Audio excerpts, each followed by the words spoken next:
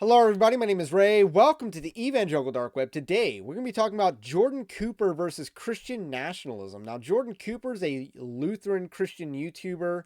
He has about 56,000 subs. Pretty good amount, if you ask me. And he's against Christian nationalism, which is not a surprise coming from an established Lutheran commentator. They tend to not be super based. Comment below if you know some based Lutheran YouTubers out there. I'd love to have him on for an interview or something.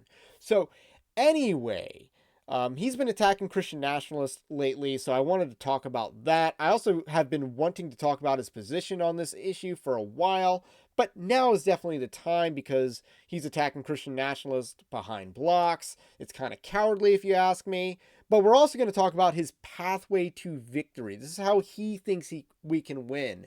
And we're going to discuss how much does this guy understand what time it is versus how much is he living in the past. So anyway, we're going to dive into that. But first, I want to let you know Evangelical Dark Web is a Christian news gathering and commentary ministry. You can support our work over at our Patreon-like system at evangelicaldarkweb.org/join.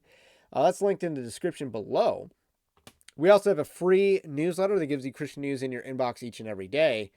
And the least you can do is like this video, subscribe to the channel, to the podcast. If you are new, that's the best way you can help a channel grow on YouTube. So, with that said, let's get into Jordan Cooper's most recent video on Christian nationalism.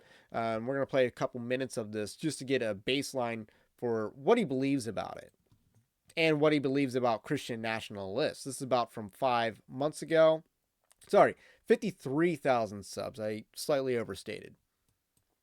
What's surprising here, of course, is not that somebody who is secular and left-leaning is producing a documentary that is critical of a movement within Christianity. That kind of is something that, we would expect.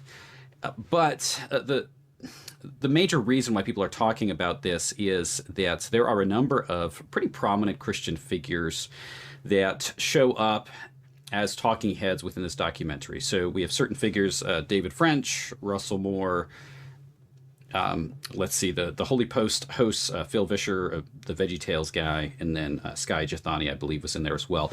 And there were some other people that were featured in there that I personally am not really familiar with, and I'm assuming probably not part of the broader kind of what's considered evangelical world, but I could be wrong about that. I don't know. Kristen Dumais was part of this as well. So he just listed a bunch of names, but none of those names that he listed are really some people we should be considering Christians. Like David French should not be considered a brother in good faith. He is not. He's a slanderer of the brethren. So he's an accuser of the church. Definitely not someone who should be considered a Christian. Phil Vischer is a theological liberal, supports abortion.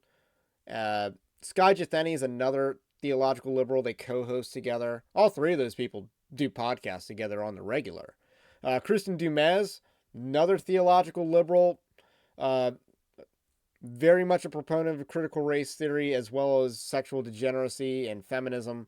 So, and then Russell Moore of Christianity or Compromise Today, as we like to call it. Russell Moore is not someone who operates in good faith. He is someone who sold out a long time ago and has been liberal for quite some time. He's been a very negative influence in church. So it sounds to me like Jordan Cooper believes that all those people that he listed were Christians, including Kristen Dumais, which is pretty astonishing if you ask me. If you are someone who operates in the discernment space or even, just a Lutheran, conservative Lutheranism, and you actively are promoting those people as brothers and sisters in the faith. Anyway. So I just have some things to say about this whole discussion. And let me start off by saying this. I have never considered myself a Christian nationalist. I am not a nationalist of any kind. I don't consider myself a nationalist. So I don't know how I could be a Christian nationalist if I'm not a nationalist, but I'm certainly a Christian. So, and I will say the two books that have been written by Christian proponents who actually use the name Christian nationalism to define something that they think is a positive thing. Both of those authors have me blocked on. So the two books he's referencing are the Andrew Torba, Andrew Isker Christian Nationalism book, and presumably the other one is Stephen Wolfe's book, The Case for Christian Nationalism. On social media, and both of those authors have said some pretty horrible things to and about me. So, just to be clear, I'm not; those guys don't like me, and I'm not a proponent of that movement. And I do have serious concerns about those individuals. I do have concerns that a lot of the language, and Torba's probably been a bit more blunt about this, but a lot of the language that is used does seem to tend in the direction of a kind of ethno-nationalism rather than just a Christian nationalism. I think those are two very distinct things. So something that would be more a kind of nationalism that is religiously oriented but not race-based, I would point to Conservatism, A Rediscovery by Yoram Hazony, who's he's not a Christian, he's Jewish, but I think he has a lot of the same ideas. And I really appreciated his book, and I think he's a thoughtful guy. I don't agree with him on everything, but nonetheless, I think he's certainly a respectable guy worth reading, and I've enjoyed the things that I've read and listened to from him. So, a couple of things to note about Yoram Hazony, who we just talked about. One is I don't like the guy, and the reason why I don't like him is because he did a PragerU video back in like 2019 that was so cringeworthy, so terrible. And I lost all respect for the guy because he was just arguing some historical points that were completely in bad faith.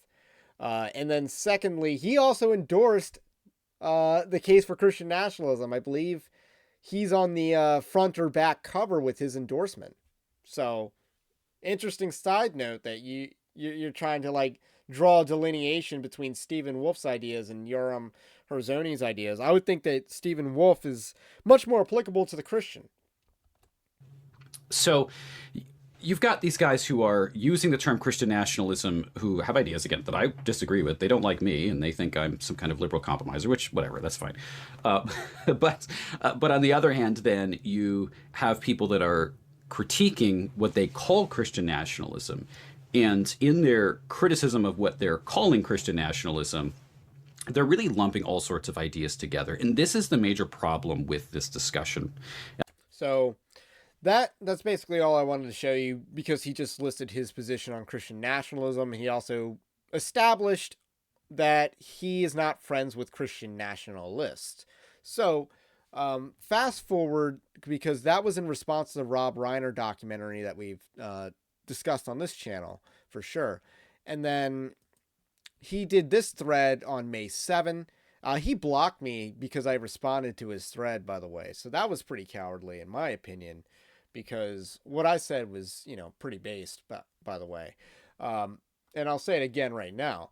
But let's actually go through his thread here. He says, the left has pushed itself very far, very fast. The majority of the U.S. population is not comprised of radical progressive activists who believe that gender is a social construct. If conservatives just acted like normal, decent human beings, we would win. So this is him answering a question. What is your grand plan to solve these issues?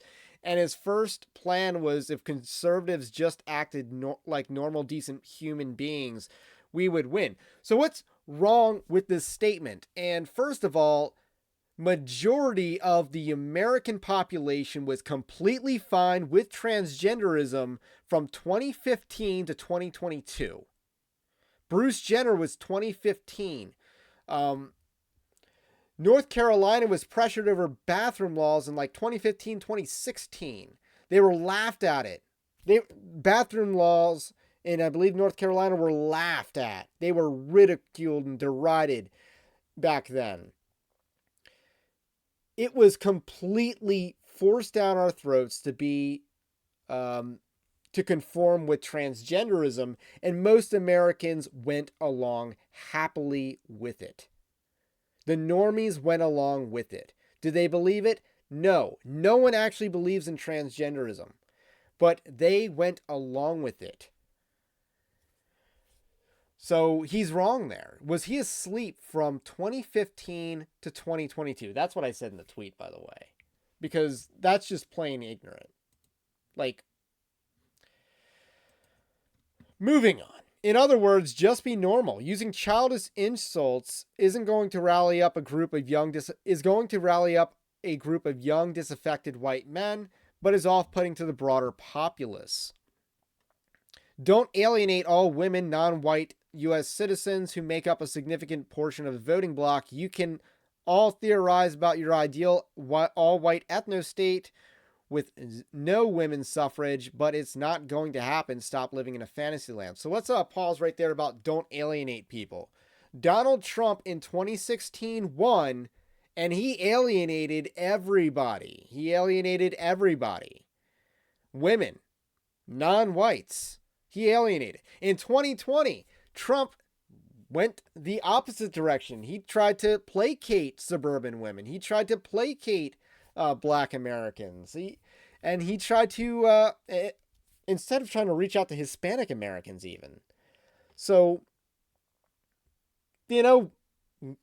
which campaign strategy do you want? The Trump that alienates or the Trump that placates? I mean, again, why did Trump trust in Anthony Fauci if it wasn't also to placate an election, certain voting blocks? Anyway, that was to his demise. Point 3, he says, strengthen already existing institutions that promote values you believe in. Give them your money, time, and resources. If they start to drift, don't just start something new, but pressure them to redirect. What institutions would you suggest? I don't think that's necessarily stupid. I just think there's, we've already been doing that. You do realize that hardly anyone gives money to the Republican National Convention.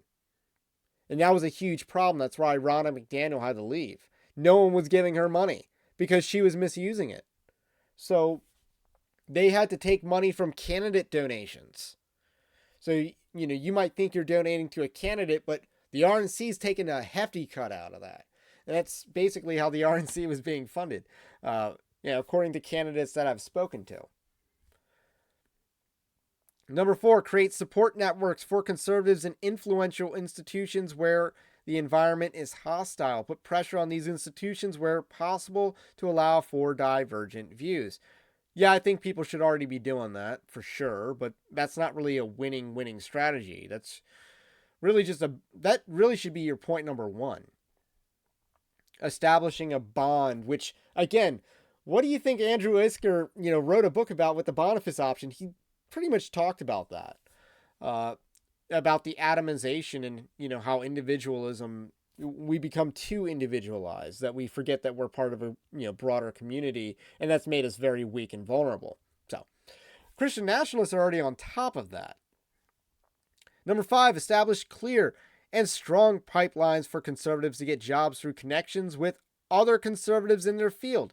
Gee, Christian nationalists are already bringing back the conversation about in-group preference, because there is one particular group that's very fond of in-group preference, and it's not that they're wrong for doing in-group preference. It's like we treat it like it's wrong when people in the church should be doing in-group preference for people in the church. I mean, how we love one another refers to inside the church, so there should be an in-group preference when it comes to jobs and other opportunities. Number 6, live a normal life, get married, have kids, teach your children to act well, act with dignity. The divide between family-centered conservative life with strong education and leftist education methods will grow faster.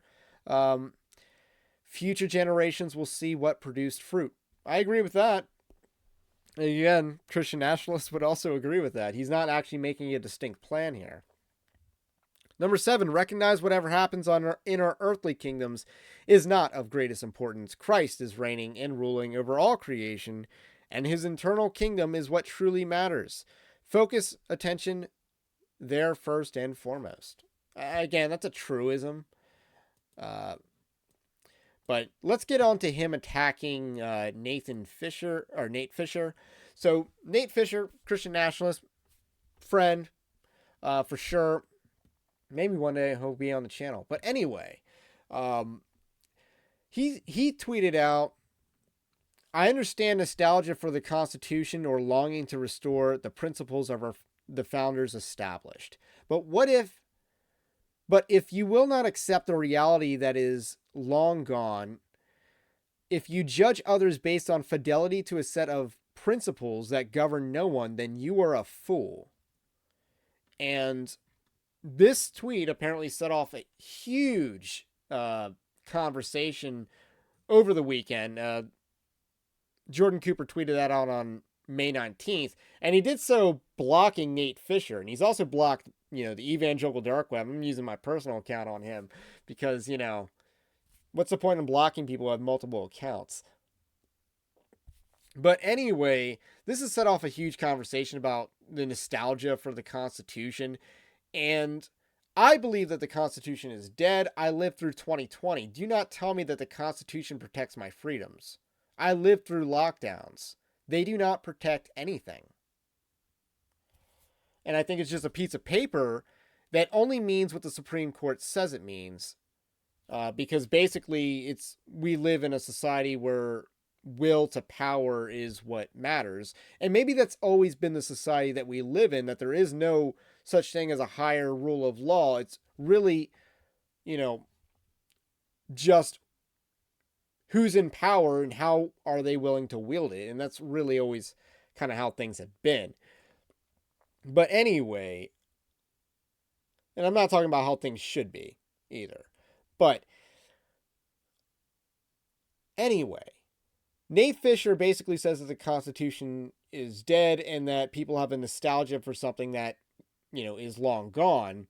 And if you judge others based on their fidelity to that, so how much you're devoted to the, Constitution, and if you're judging someone for not constitutioning hard enough, then you're a fool. It's basically what Nate Fisher's saying. And we can't constitution our way out of this problem because, as a Christian, the Constitution has glaring flaws in it. There is no biblical justification for the 19th Amendment, by the way. But that is something that needs to get talked about. These, the 16th through 19th Amendments are called the Progressive Amendments, and they irrevocably wrecked this country. I don't think we can really reverse it because of the damage done. We cannot vote our way out of it. So, those are just my thoughts, but maybe it's just millennial cynicism. I'd love to hear your thoughts on it. But Jordan Cooper, the idea of you're trying to be a Christian minister and all, and you're attacking someone over their fidelity to the Constitution or lack thereof. Nothing biblical about that. There is nothing unbiblical about what Nate Fisher said. Nate Fisher is a Christian nationalist, by the way, and, quite prominent one at that. But there's nothing unbiblical in what he said, because the Bible supersedes, outranks, and it's not even close, the Constitution. So, those are my thoughts on that. That's all I got to say for now. My name is Ray. This is the Evangelical Dark Web. If you like this kind of content, subscribe to the channel, to the podcast. If you are new, let me know what you think about what I think. Stay based. Christ is King, and we will catch you on the next one.